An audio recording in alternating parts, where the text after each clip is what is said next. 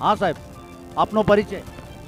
સુરેશ સોનાવણે, સુરત મહાનગરપાલિકાના માજી સ્ટેન્ડિંગ કમિટીના સભ્ય અને સમસ્ત આંબેડકરી બૌદ્ધ સમાજ અને શિવશક્તિ ભીમશક્તિ માઇનોરિટી ફાઉન્ડેશન અગ્રણી સુરત. સુરત મહાનગરપાલિકાના ગેટ ઉપર બેસવાની શું જરૂર પડી? સાહેબ, સુરત મહાનગરપાલિકા દ્વારા આંબેડકર સમાજના ઉગ્ર આંદોલન પછી 19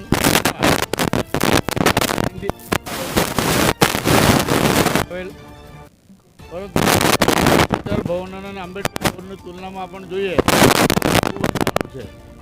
3.5 સુધી 400 લોકો ભવનમાં બેસે છે. કોઈપણ પ્રકારની સુવિધા ત્યાં નથી. કિચનની સુવિધા નથી, કે મોટો હોલ નથી, ઓડિટોરિયમ નથી, ત્યાં માઇકની વ્યવસ્થા નથી, કોઈપણ પ્રકારની સુવિધા નથી. આજુબાજુમાં ગંદકી અને સામ્રાજ્ય હોય છે. સંડાસ બાથરૂમ હંમેશા એકદમ કમ્યુનિટીમાં હોય છે અને લોકો કોઈપણ પ્રકારે ત્યાં જઈ શકતા નથી.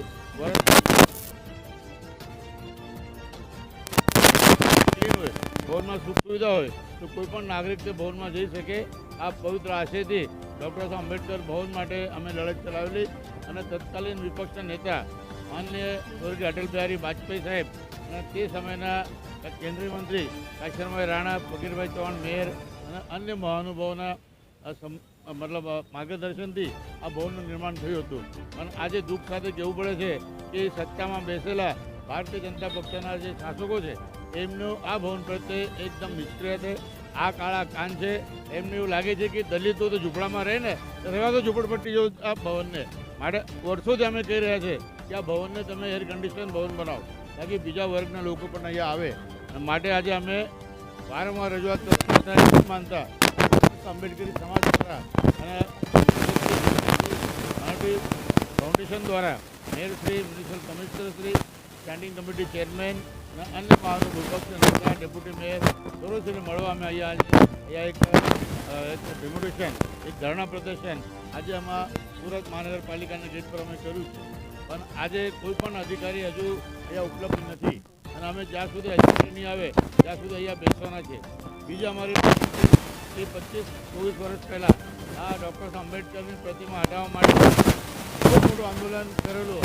તે સમયના જગદીશન સાહેબ જે હતા એમને અમને સમજણ આપી ડૉક્ટર આંબેડકરની પ્રતિમા હટાવતી જે ઓવરબ્રિજ બનશે તેના અને ત્યારબાદ પણ નહીં નામ આપતા અમે લોકો આંદોલન કર્યું.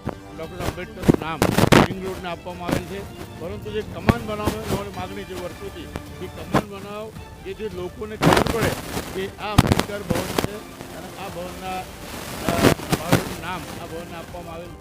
પરંતુ દુઃખની વાત છે છેલ્લા 24 વર્ષથી આ પણ ભારતના મહાપાલિકાના સત્તાધીશો આ કાળા કાન કરી રહ્યા છે. ખૂબ જ ગંભીર અને એક પ્રકારે ડૉક્ટર આંબેડકર સમાજ છે. આંબેડકર ભવન એ સમસ્ત આંબેડકરી સમાજને આપવાનું અને માટે આજે અહીંયા અમે એલગાર કરવા આવ્યા. બીજો અમારી માગણી પ્રત્યે સુરત મહાનગરપાલિકાના સત્તાધીશો, સુરત મહાનગરપાલિકાના કમિશનરશ્રી આ કાળા કાન કરશે તો ના છૂટકે અમારે ઉગ્ર આંદોલન કરવાની ફરજ પડશે. એની તમામ જવાબદારી સુરત મહાનગરપાલિકાના સત્તાધીશો, ભારતીય જનતા પક્ષના પદાધિકારીઓ અને ગુજરાત સરકારની માનનીય મુખ્યમંત્રીશ્રી અને ભારત સરકારની જવાબદારી રહેશે. મારું નામ સુનિલ વાલ્લે છે. હું બહુજન મુક્તિ પાર્ટીમાં સુરત શહેરમાં દક્ષિણ ગુજરાત પ્રભારીના પદ પર કામ કરું છું અને સમાજના હિત માટે લડવાનું કામ કરું છું. ઘણા વર્ષોથી ડૉક્ટર બાબા સાહેબ આંબેડકર ભવન બનાવવામાં આવ્યું અને સામાજિક બધા બુઝુર્ગ નેતાગણ અને સમાજના ટોટલ સુરત શહેરની 2-3 લાખ પબ્લિક જેને વારે ઘડી માગ કરી કે એર કન્ડિશન ભવન બનાવો જેનાથી બધા સમાજને આનો લાભ લેતા આવે અને જે ભવનની આજુબાજુ ગંદકી છે તે ખતમ કરવામાં આવે. સારું સ્વચ્છ સુંદર સુરત જે તમે સૂત્ર લખો છો તે સૂત્રને બરાબર ફોલો કરો. તે રીતના ઘણા બધા એવા આવેદનો સમાજ તરફે SC/ST OBCના અંતર્ગત બધાએ મળીને સુરત મહાનગરપાલિકાના કમિશનરશ્રીને અને ભાજપના નેતાઓને ઘણીવાર લખીને આપ્યું. તો છતાં આ કામ કરવા માટે એ સક્ષમ રહ્યા નહીં. એનો અમે સખત વિરોધ કરીએ છીએ સામાજિક તરીકે. બીજો વિષય ડૉક્ટર બાબા સાહેબ આંબેડકર ઓવરબ્રિજ જે ઓવરબ્રિજ બનાવવામાં આવ્યો છે તે સ્ટાર્ટિંગથી અમે લખીને આપ્યું છે કે એને કમાન બનાવો. કે ડૉક્ટર બાબા સાહેબ આંબેડકર નામનો જે બ્રિજ છે એ ડૉક્ટર બાબા સાહેબ આંબેડકર તરીકે ઓળખવામાં આવે. ઓલરેડી જોવા જઈએ તો આખા સુરત શહેરમાં જેટલા પણ બ્રિજો છે એની આપણી એક ઓળખાણ છે, એની પહેચાન છે. પણ ડૉક્ટર બાબા સાહેબ આંબેડકર ભવન, ડૉક્ટર બાબા સાહેબ આંબેડકર ઓવરબ્રિજ અને doctor Baba Saheb Ambedkar shopping centre એક જ જગ્યા પર હતું. તો છતાં આ લોકોએ જાતિવાદી વિચારધારાના હસ્તકે આવું બધું કામ કર્યું એ બધું દેખાઈ આવે છે. જે નામ લખી આપતા નથી ડૉક્ટર બાબા સાહેબ આંબેડકરનું, એટલે પ્રેઝન્ટ કરવા માગતા નથી. જેને જાતિવાદના હિસાબે જોઈએ તો એક નીચ અને ઉચ્ચની વ્યવસ્થાને આ લોકો લાગુ કરવા માગે છે, જે ખૂબ જ નિંદનીય છે. અને બહુજન સમાજને એક જાતિ વ્યવસ્થામાં આ લોકો નાખવાનું કામ કરી રહ્યા છે અને જાતિવાદ કરી રહ્યા છે. એટલા માટે અમારા સમાજ તરફે આ વિરોધ, સખત વિરોધ કરવામાં આવે છે.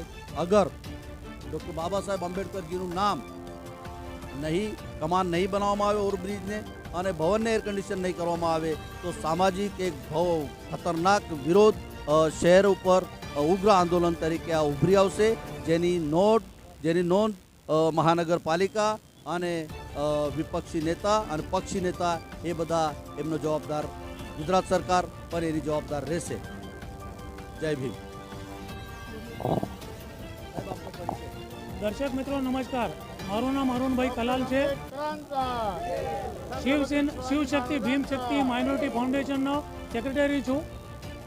અમે વચ્ચે પણ એક આવેદન આપ્યું હતું કે રિંગ રોડ માન દરવાજા છે એને કમાન આપો અને બાબા સાહેબ આંબેડકરનું જે ભવન છે એ ઘણું બિસ્માર હાલતમાં છે અને એની પડતર દશા છે, તો એના માટે એને રિનોવેશન કરીને એને એસી બનાવો, એના માટે અમે માંગણી કરી હતી. પણ હજી પણ અમારી માંગણી સંતુષ્ટાઈ નથી, જેના કારણે આજે અમે લોકો અહીંયા કમિશનરશ્રીને આવેદન આપવા માટે આવેલા છે. ટૂંક સમયમાં અમારી માંગણીઓ અગર સંતોષાય નહીં તો આના પછી અમે ઉગ્ર આંદોલન કરીશું એવી અમે આજે ચીમકી આપીએ છીએ. જય હિન્દ, જય ગુજરાત.